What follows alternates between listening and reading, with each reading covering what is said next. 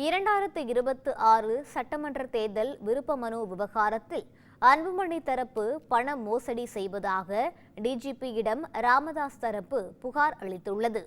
2026ஆம் ஆண்டு நடைபெற இருக்கும் சட்டப்பேரவை பொதுத் தேர்தலுக்கான வேட்பாளர்களை தேர்வு செய்யும் நடவடிக்கையில் அன்புமணி தரப்பு ஈடுபட்டுள்ளது. சென்னை பனையூரில் உள்ள கட்சி தலைமை அலுவலகத்தில் விருப்ப மனுக்களை பெற்று பூர்த்தி செய்து சமர்ப்பிக்கலாம் என அன்புமணி கூறியிருந்தார். அதன்படி பாமக அலுவலகத்தில் கட்சி நிர்வாகிகள் விருப்ப மனுக்களை விநியோகித்து வருகின்றனர்.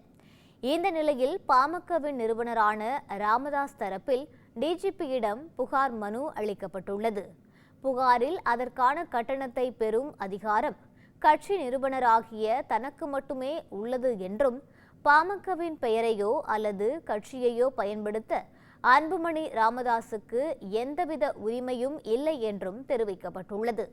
அன்புமணி தரப்பு கட்சியை மோசடியாக பயன்படுத்தி விருப்ப மனுக்களை பெற்று அதற்கான கட்டணத்தின் மூலம் பண மோசடியில் ஈடுபட்டு வருவதாகவும் ராமதாஸ் தரப்பில் குற்றம் சாட்டப்பட்டுள்ளது.